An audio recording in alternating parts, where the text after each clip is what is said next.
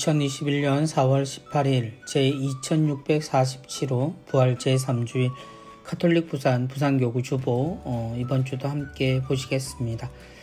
부활이 지나고 2주가 지났습니다. 지금 부산은 그 어느 때보다 조금 위험해 보이기도 하고 또 걱정들이 많습니다. 그런 중에도 우리는 부활을 살며 부활하신 주님에게서 우리가 진정 어떤 삶을 살아야 하고 어떻게 사는 것이 하느님의 뜻인지 정확히 알아듣는 그런 시간들을 보내고 있습니다. 한 주간 잘 보내셨는지 모르겠습니다. 이번 주도 주보 함께 읽어보시겠습니다. 이번 주 주보 사진입니다. 이번 주 주보 사진은 이콘 한 점이 그려져 있습니다. 좌동성당의 정영란 글라라 자매님, 부산가톨릭 미술인회 소속이십니다. 이콘화 천사가 앉아 있고요. 그 옆으로 예수님의 시신을 감쌌던 천들이 보입니다. 아마도 저 집이 바로 부활의 동굴인 것 같고요. 주님의 부활하심을 알려주고 있는 천사를 나타내고 있는 것 같습니다. 주님이 부활하셨다. 무덤이 비었다. 그분이 다시 갈릴레아로 가셨다. 사랑하는 이들을 위해서 또 향해서 가셨다는 천사의 메시지는 예수님이 부활하셨다는 사실만으로도 기쁨이지만 그분이 정말 사랑하시던 곳, 바로 그곳에서 당신의 일을 시작하셨다는 것, 그 소식이 우리에게 전해주는 것이 더 크다라는 생각이 듭니다. 사실 부활의 느낌, 부활의 체험이란 우리가 알던 그 예수님을 다시 찾음을 뜻하지요. 물론 부활이 나타내는 영원한 생명 그리고 하느님의 구원 여러 가지를 우리는 떠올릴 수 있으나 그러나 바로 그분이 죽지 않고 다시 살아나셨으며 우리를 만나기 위해 또 우리를 찾아 오신다라는 것, 그것은 성탄에 못지않은 어쩌면 성탄보다 더 확실한 우리에게 기쁨을 줍니다. 그 기쁨이 우리에겐 확신이 되고 우리가 하느님을 믿고 하느님의 뜻대로 살아가는 제2의 그리스도의 모습을 갖추는 데 있어서 더없는 확신을 전해줍니다. 천사의 알림과 더불어 이번 주 주보 함께 보겠습니다. 이번 주 강론입니다. 이번 주 강론은 살과 뼈라는 주제입니다. 이번 주 강론을 들려주실 신부님은 꽃바위 성당 주임으로 계시는 차공명 프란치스코 살레시오 신부님이십니다. 신부님이 우리에게 전해주시는 또 한 번의 부활의 메시지 함께 보시겠습니다. 몇 년 전 한 유명 배우의 인터뷰 기사를 인상 깊게 읽은 적이 있다. 그는 배우는 얼굴을 건드리면 안 된다고 생각한다고 말했다. 그는 자신이 찍은 광고 영상에 제작자가 주름을 지운 것을 발견하고 주름을 살려달라고 요청하였다고 한다. 얼굴에 주름이나 검버섯이 없는 것이 이상한 것 같았단다.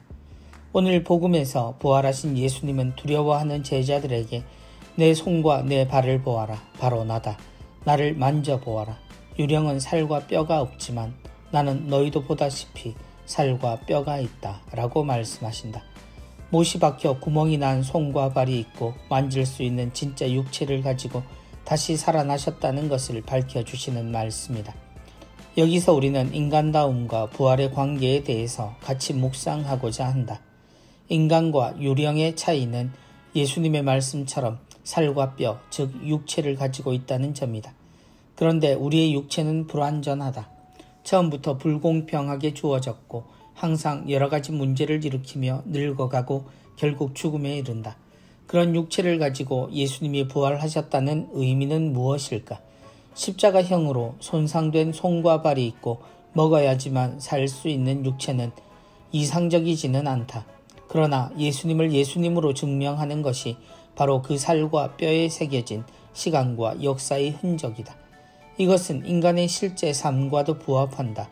아무리 인간이 바뀌고 거듭난다 해도 지금의 자신이 있기까지의 모든 것을 부정할 수는 없다. 만약 그런 일이 있다면 그것은 인간이 아니라 유령이다. 이것이 예수님이 살과 뼈를 가지고 부활하신 의미라고 생각한다. 이 세상에서 자존감을 가지고 사는 이들은 위에 유명 배우처럼 주어진 자신의 모든 것을 받아들이고 사랑한다. 반면 자존감이 약한 이들은 자신의 모든 것에 불만을 가지고 만족을 모른다. 물론 완전한 것은 없다. 다 누구나 부족하고 자신에 대해서 자주 실망을 느낀다. 그러기에 우리는 매일 부활의 삶을 살아야 한다. 매일매일 죽더라도 희망을 가지고 살아나야 한다. 물론 다시 일어나도 그 이전의 약점과 실패의 흔적이 고스란히 남아있겠지만 말이다. 그러나 그 못난 살과 뼈마저도 받아들여야만이 유령이 되기 전까지의 삶이 평화로울 수 있을 것이다. 예수님이 두려워하던 제자들에게 나타나셔서 당신을 알려주신 방법은 다름 아닌 당신의 뚫린 손과 발을 보여주시는 것이었습니다. 곧 죽음을 확인했던 제자들, 그 죽음을 겪으신 예수 그리스도를 보는 것이 부활을 목격하고 또 확인하는 유일한 길이었던 셈이죠. 예수님은 당신이 세상을 떠나셨던 그 모습으로 돌아오셨습니다. 그리고 그 예수님은 십자가에 돌아가시기 전에 바로 그 예수님이었죠. 그 예수님을 우리가 알게 된다는 것, 그분이 살아있다는 것, 그분이 우리와 함께 한 공간에서 숨을 쉬고 또 여전히 말을 하고 함께 움직인다는 것이 제자들에겐 큰 기쁨이었을 겁니다. 예수님은 그래서 그들에게 다른 말이 아닌 바로 너희에게 평화가 있기를 하고 인사하신 거죠. 나다 안심하여라 하셨던 무리를 걸으셨던 예수님이 유령으로 착각하던 제자들을 안심시켰던 그 말씀과 평화의 인사는 닮아 있는 것 같습니다. 신부님의 말씀처럼 우리 모두는 다릅니다. 원래 모습이든 나이가 들어가면서 변화된 모습이든 우리 모두는 다릅니다. 그리고 그 모습들은 어떤 누구도 완전하다라고 말할 수는 없을 겁니다. 나름대로 특징이라고 부르지만 이것이 비교되고 또 서로의 차이를 재게되면 분명히 우리는 좋고 나쁨으로 구별하는 그런 습관들도 가지고 있습니다. 그러나 우리의 모습은 분명 하느님에게서 우리에게 모든 것이 주어진 상태로 세상에 태어납니다.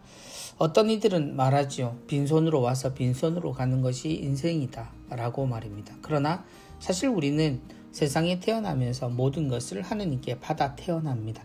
우리의 손은 빈손이 아니라 그 손으로 모든 것을 할 수 있다라는 것, 그리고 그 모든 것을 세상에 돌려주고 우리는 우리의 원래 모습 그대로 하느님께 돌아간다라는 것을 신앙인들은 스스로 기억하는 것이 중요하리라 생각합니다.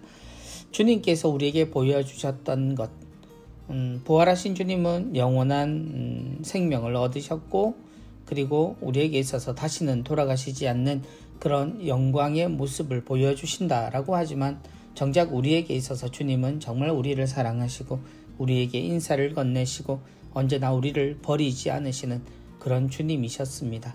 그래서 그 뚫린 손과 발을 가지고도 제자들에게 오셔서 그들이 주는 음식을 드시고 제자들을 안심시키신 것이 주님의 사랑이죠. 주님의 살과 뼈가 없었다면 우리는 예수님이 우리에게 전해주신 모든 것에 대한 확신을 아직도 가지지 못할 겁니다. 용기가 없는 것은 그럴 수 있으나 예수님의 부활을 보면 우리가 정말 믿고 따라야 할 유일한 모범은 예수님이라는 게 분명하죠. 예수님의 상처난 몸을 통해서 부활을 확인한 제자들은 그때야 주님이 정말 부활하셨음을 알았습니다. 그리고 그때부터 어쩌면 주님과 함께 본격적으로 세상을 구원할 사도로서의 삶을 준비했을지도 모를 일입니다. 주님은 그런 제자들을 믿고 하늘로 올라가셨죠. 그리고 지금까지 우리와 함께 하고 계십니다. 우리에게 주신 모든 것을 받아들이는 자세, 그리고 그 모습으로 하느님의 뜻을 이룰 수 있다는 확신, 그런 용기를 가지고 살아가는 이번 한 주도 되셨으면 좋겠습니다. 신부님 말씀 감사합니다. 이번 주 은전 한입입니다. 노랑 민들레. 민들레 아가씨 정말 이쁘다. 바람이 데려다준 작은 집에서 아무런 불평 없는 너의 영혼은 새털처럼 가볍고 자유로워서 바람에게 온전히 자신을 맡기고 해마다 부활하는 너의 모습에 나도 태양을 향해 활짝 웃는다. 부활 시기에 노란 민들레를 보며 부활의 의미를 새겨주신 시입니다. 이 시는 수영성당의 이연순 비비안나 자매님이 2020년 짧은 묵상시 공모전에 입선하셨던 작품입니다. 그림은 성가정 성당의 최창임 프란치스카 자매님께서 오늘도 그려주셨습니다. 민들레, 과연 이 민들레 씨가 어디에서 날아왔는지 누구도 알지 못하지요. 그 씨가 자라서 잎을 내고 그리고 그 줄기 끝에 봉오리를 맺고 화사하게 노란 꽃을 피울 때 우리는 비로소 민들레를 확인하는 경우가 많습니다. 그렇게 피어난 민들레는 또다시 시간이 지나면 다시 홀씨가 되어 바람을 타고 어디론가 날아가죠. 예수님께서 위로부터 난 사람은 자유롭다라는 이야기를 하시지요.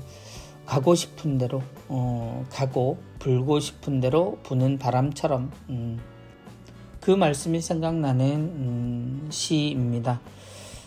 노란 민들레, 봄을 알려주는 여러 가지들이 있죠. 아무리 우리가 힘들고 어려운 시기라도 또 자연은 시간이 흐름에 따라 우리에게 꽃을 보여주고 이제 봄이 시작되었음을 그리고 봄이 깊어졌음을 이제 푸른 잎들로 우리에게 보여줍니다.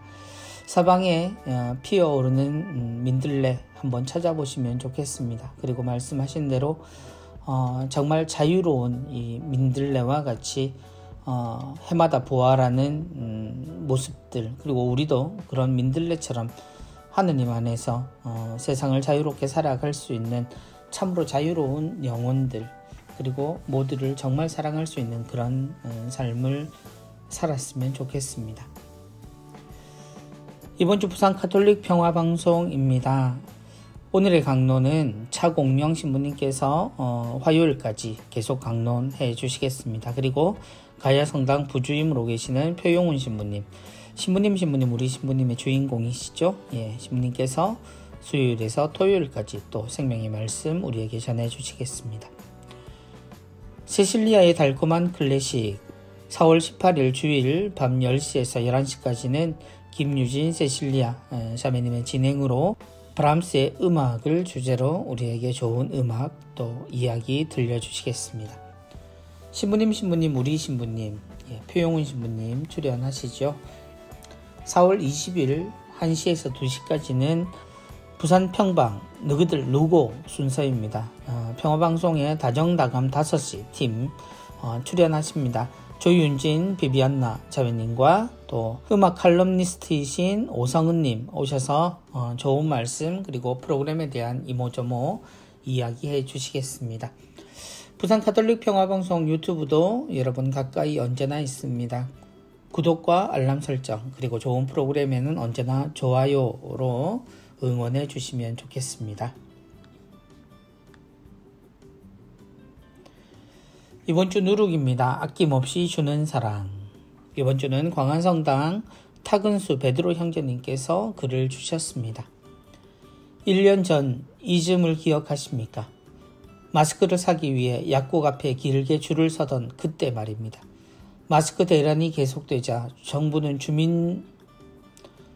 주민번호 끝자리에 따른 특정 요일에 마스크 2장씩만 구매가 가능하도록 했습니다. 그때 마스크는 코로나에 맞서는 유일한 무기이자 생명의 방패였습니다.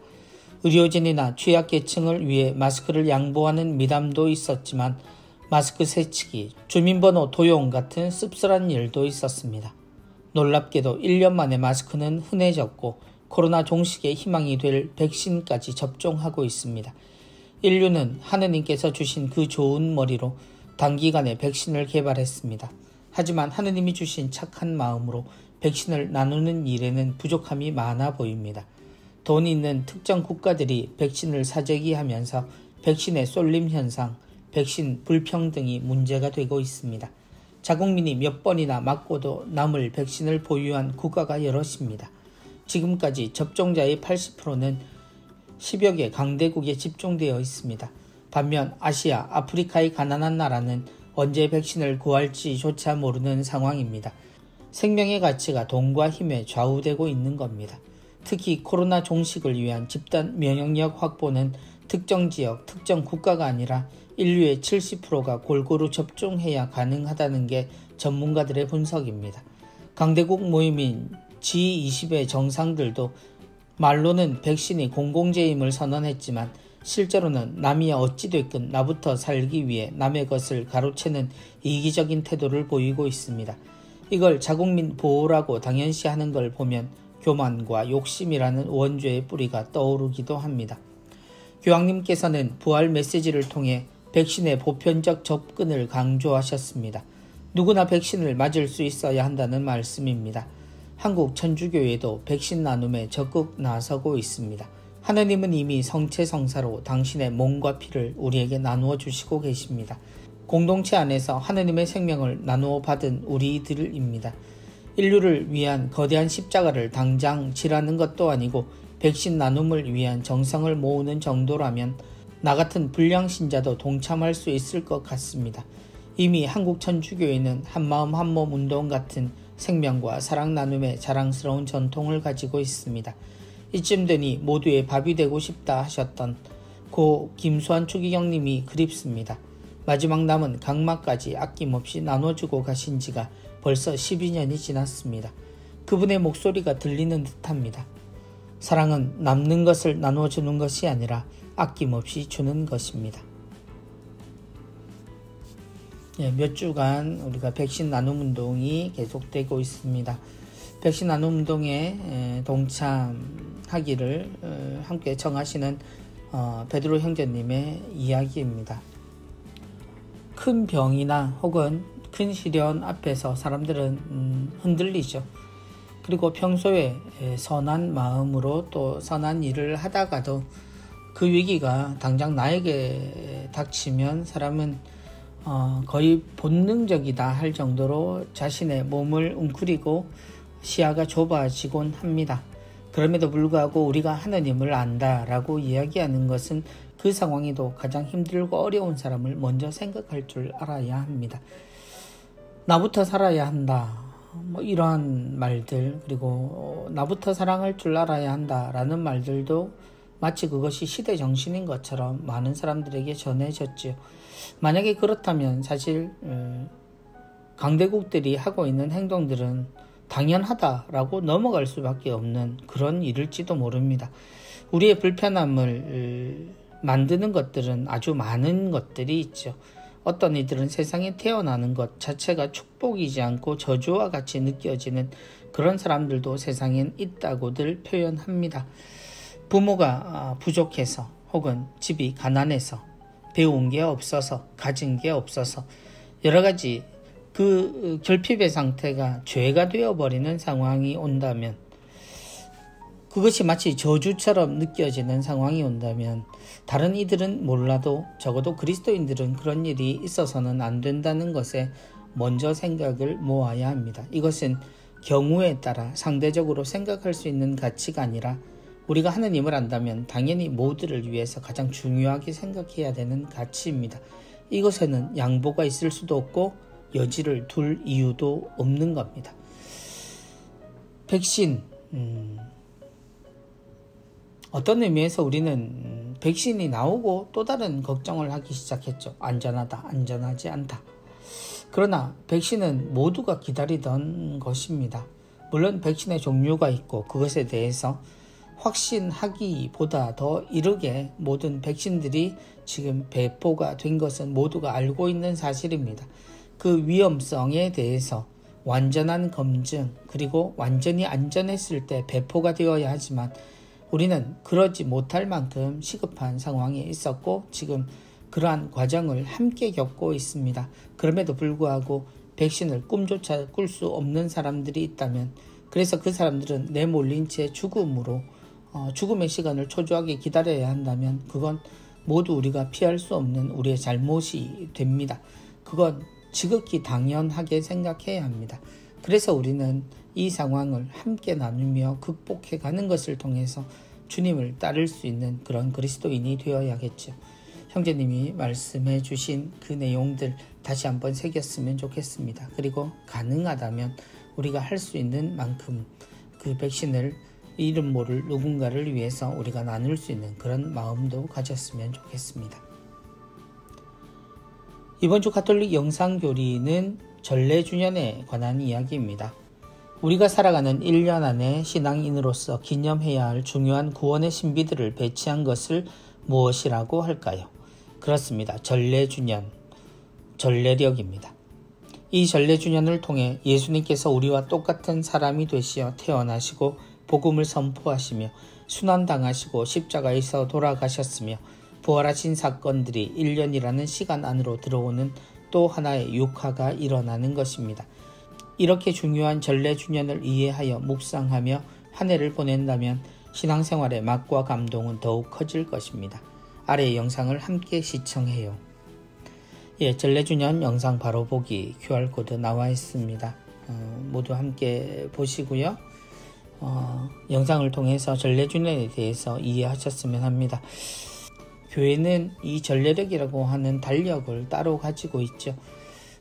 대림제 일주일부터 한 해를 시작하는 우리들입니다. 그리고 그리스도 왕 대축일이 있는 연중 제34주간을 끝으로 1년을 살게 되는 우리입니다. 1년의 이 삶은 그리스도의 생애를 중심으로 1년이 이루어지죠. 예수님이 태어나시고 우리와 함께 사시며 순환하시고 돌아가시고 부활하시고 승천하시고 또한 삼위일체 하나님께서 우리와 함께 계시는 모든 신비들이 이 1년 안에 표현되고 우리는 경험하게 됩니다. 이러한 것을 이해하고 1년을 살아보는 것, 신자들에게는 또 하나의 기쁨일 수도 있고 또한 의미일 수 있을 겁니다. 우리가 매일 미사를 통해서 접하게 되는 오늘은 무슨 날인가 이렇게 보는 것, 그렇게 나와 있는 그 날들이 모두 전래주년을 나타내는 그런 표시들입니다. 전래주년을 통해서 1년을 살아보시면 또 1년 살기가 우리에게 조금 다른 의미로 풍요로워질 것 같습니다. 꼭 영상 함께 보시고 이해하셨으면 좋겠습니다.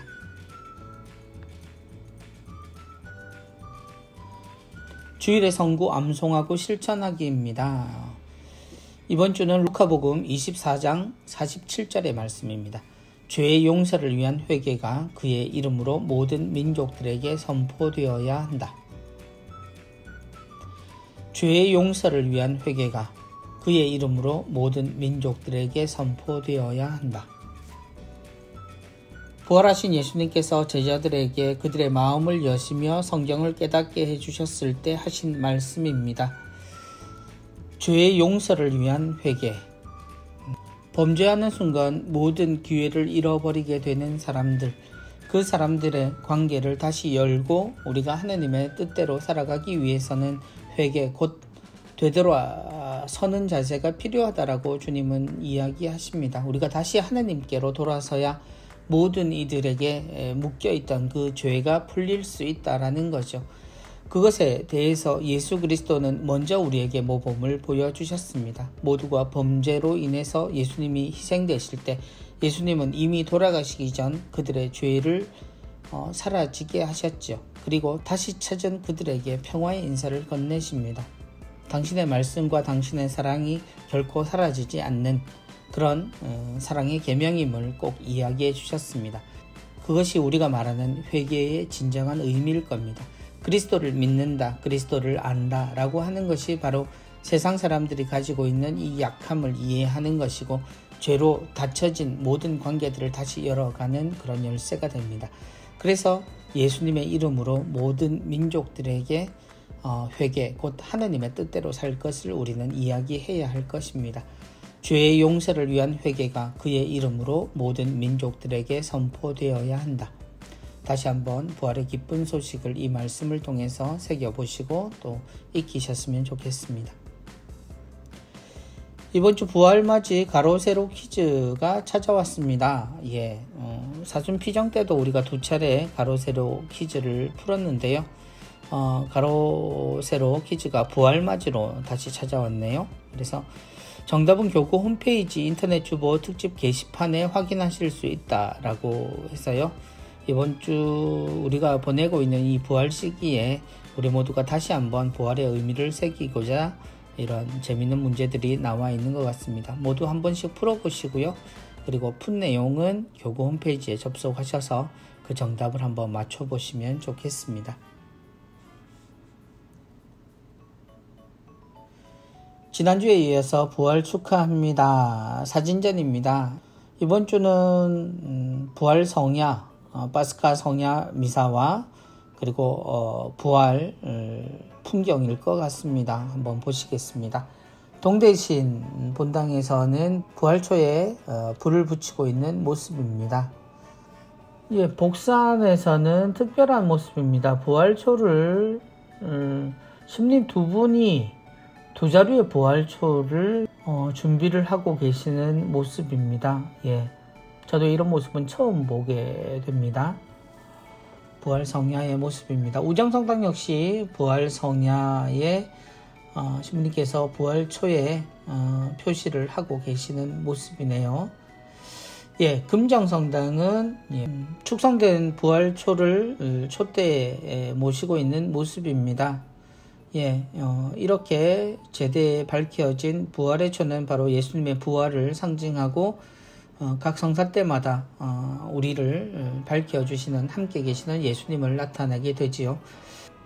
꽃바위 성당에서는 세례 예식입니다. 성야미사의 세례 예식. 그래서 세례 예식에는 우리가 사용하게 될 세례수에 초를 담그고 축복의 기도를 하게 되지요. 예, 밀락성당 역시 마찬가지입니다. 신부님께서 부활초를 세례수에 담그고 기도하시는 모습입니다. 예, 반송성당 역시 부활초를 준비하고 계시는 신부님의 모습입니다. 예, 어둠 속에서 빛이 밝혀지는 것이 모두 공통의 모습들이지요. 모라 성요한 성당은 신부님께서 부활초를 높이 들고 빛의 예식에 부활초 행렬에서 마지막으로 초를 높이 드시고 노래하는 모습입니다. 그리스도 우리의 빛 하고 노래하시면 신자들은 하느님 감사합니다 라고 인사하게 되죠. 무고성당 역시 마찬가지로 보입니다. 예, 부활초 두 번째 행렬에서 초를 당겨서 신자들에게 촛불을 나눠주는 그러한 모습인 것 같습니다.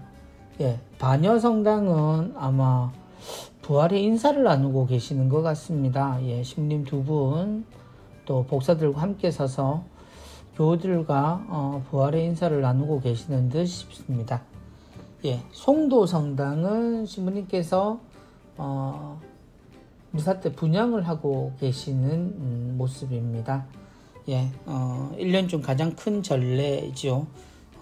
부활성야 미사 때 제단을 분향하고, 이번에는 신자들에게 성수를 뿌리는 대신 분향하는 그런 것으로 또 대치되기도 했었죠. 예, 좌동성당은 아마도 세례식이 있었던 것 같습니다. 예, 이 부분은 세례를 설명하는 예식 중 부활초에서 불을 당겨서 초에 켜서 그리스도의 빛을 받으십시오 하고 빛을 나누어 주는, 빛이 된 자녀들을 상징하는 그런 예절로 보입니다. 화봉성당 역시 마찬가지입니다. 화봉성당도 꽃을 다신 걸 보면 세례자들인 것 같습니다. 세례자들 모두가 부활초로부터 당겨진 빛을 촛불로 받아들고 있는 모습입니다.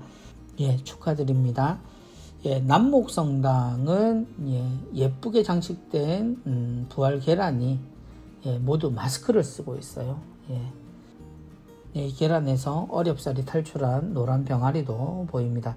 대연성당 마찬가지로 부활 계란 장식을 해서 전시회를 하고 있는 모습입니다. 아무래도 주일학교 친구들의 작품인 것 같아 보입니다. 예, 온천성당은 신부님께서 주일학교 친구인지 주일학교 친구로 보이는데요. 예, 사진을 찍고 계시네. 무슨 일인지 모르지만 무슨 시상을 하고 V자를 그리시고 사진을 찍고 계십니다. 예, 부활의 기쁜 모습이겠죠. 덕신성당에서는 장언강복의 모습입니다. 신부님께서 두 팔을 펼치시고 신자들에게 장언강복을 하고 계시는 모습입니다. 남천성당입니다. 남천성당 신부님들과 주례하신 주교님께서 장언강복을 하고 계시는 모습입니다. 마지막으로 중앙성당에서는 제단을 분향하고 계신 신부님의 모습이 나와 있습니다.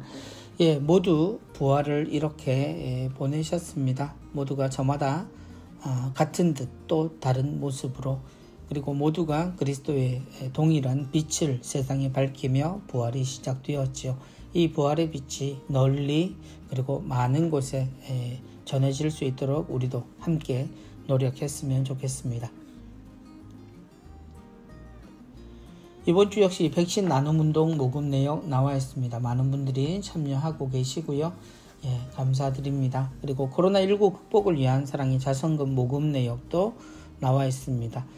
많은 분들이 함께 사랑을 나누고 계십니다. 백신 나눔운동 그리고 코로나19 극복을 위한 사랑의 자선금 모금 함께 하신 분들 모두 감사드리고 또 더 많은 교우들의 참여를 부탁드립니다.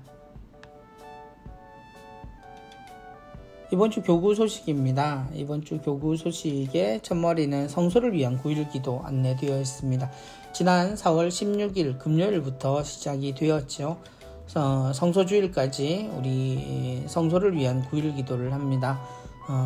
각 날마다 지향이 있습니다. 복음화, 교환과 주교, 사제, 수도자, 평신도, 사도직, 민족의 화해와 일치, 가정, 비신자들, 또 예비신학생, 신학생을 위해서 우리 모두가 하느님의 거룩하신 부르심을 받았죠. 우리 모두를 위해 거룩한 부르심에 응답할 수 있도록 시간 되시면 함께 기도로 동참하셨으면 합니다. 부재서품 축하합니다. 지난주에 말씀드렸죠. 우리 교구 남세진 요셉 신학생이 지난 4월 12일 미국 세인트 마인라드 신학교에서 인디아나폴리스 대교구장 찰스 톰슨 대주교님의 주례로 부재서품을 받게 되었습니다. 부재님 너무 수고하셨고요. 그리고 가장 어려운 시기에 또 멀리서 기쁜 소식 전해주셔서 감사합니다. 다시 한번 축하드리고 또 많은 교우들의 끊임없는 기도들 또 부탁드립니다. 교구 소식입니다. 교구 혼인 강좌 안내되어 있습니다. 주일 오후 3시부터 6시 50분까지 매월 1, 2회 부산 가정성당과 울산 대리구청에서 열립니다. 결혼을 준비하시는 모든 분들 또 교회 혼인을 준비하는 기혼 부부들도 모두 이용하실 수 있겠습니다. 초장성당에서는 관리인을 구한다 라는 소식 전해주셨습니다. 이력서와 교족사본 또 본당 신부 추천서를 준비하셔서 본당으로 문의하시면 되겠습니다. 기관 재단체 위원회 소식입니다. 부산 가톨릭 평화방송에서는 사랑이 있는 세상에 작가를 모집합니다. 신입 경력 무관하고요. 가톨릭 신자로서 이력서와 자기소개서 준비하셔서 4월 30일까지 신청하시면 되겠습니다. 시각장애인 선교회 금빛 후원의 미사가 있습니다. 4월 19일 월요일 11시에 선교회 3층 성전에서 있겠습니다. 평신도 선교사회 예비신자 우편 통신교리 있습니다. 대상은 본당 교리반 참석이 힘든 예비신자들로 하고요. 지금 시기에 본당에서 예비자 교리를 받기가 힘든 상황이죠. 이럴 때 이용하시면 좋겠습니다. 부산 가톨릭 합창단 단원을 모집합니다. 매주 수요일 저녁 7시 반에서 9시 반까지 연습이 있고요. 지도는 이성훈 교수님께서 하시겠습니다. 교육 모집 기타 내용입니다. 바오로딸 랜선 청년 성소축제가 열립니다. 4월 24일 토요일 저녁 6시 반부터 밤 9시 30분까지 대상은 35세 이하의 청년으로 온라인 줌을 통해서 축제를 벌인다고 하시네요. 성바오로 수도회의 책 통한 자신 발견하기 안내입니다. 도서 나에게 건네는 평화를 통해서 자신을 찾는 여행이라는 주제로 함께 하실 분들 모집합니다. 수요일 오전 10시에서 12시까지, 금요일은 저녁 7시에서 9시까지입니다. 4월 21일 수요일부터 시작한다고 합니다. 제주 면영의 집 피정 안내해드립니다. 한국순교복자 성직 수도회에서 주최하시고요. 수도회 수사님들과 함께 제주 성지, 역사, 평화순례, 미사, 나눔, 올레길, 오름 트레킹, 여러가지 프로그램들이 준비되어 있습니다. 성지 순례 피정 일정 나와 있고요. 자연 순례 피정도 일정 나와 있습니다. 수원교구 사이버 성경학교 수강자를 모집합니다. 대상은 성경 공부를 원하시는 모든 분들을 대상으로 하고요. 신청은 수시로 가능하십니다. 검색창에 사이버 성경학교를 치시고 찾으시면 되겠습니다. 가톨릭대학교 생명대학원 2021학년도 후기 신입생을 모집합니다. 모집 전공은 생명윤리학, 임상연구윤리학이고요. 또한 생명문화학 석사과정입니다. 원하시는 분들은 5월 3일 월요일부터 14일까지가 원서 접수입니다. 그리고 이번 주 수도외 성소모임 및 피정은 예수고난에 나와 있습니다. 5월 1일 토요일 저녁 6시부터 다음날 오전 11시까지 서울 도남동 수도원에서 있겠습니다. 이번 주 주보도 모두 함께 보셨습니다. 예수님이 우리를 찾아오신 부활. 예수님은 당신 스스로 기다리지 않으시고 언제나 먼저 찾아가셔서 당신의 사랑을 보여주신 것처럼 부활 역시도 당신이 우리를 찾아 먼저 오셨습니다. 먼저 찾아오신 예수님에게 제자들은 차마 예수님께 잘못했다는 말조차 꺼내지를 못합니다. 그리고 예수님은 그 말을 전혀 청하지도 들으시지도 않습니다. 오히려 주님께서는 베드로에게 너 나를 사랑하느냐? 라고 3번을 물으시죠. 주님에게 필요했던 건 바로 그것뿐이었을 겁니다. 하느님께서 우리에게 바라시는 것도 오직 그것뿐일 겁니다. 우리가 사랑하는 것, 그렇게 하느님 안에 머무는 것, 그 사랑이 얼마나 하느님께 절실했는지, 그리고 정말 우리에게 필요한 것이 그것이라는 걸 우리가 한층 더 깊이 깨닫는 부활 제3주일 주간이 되었으면 좋겠습니다. 다음 주에 뵙겠습니다. 안녕히 계십시오. 감사합니다.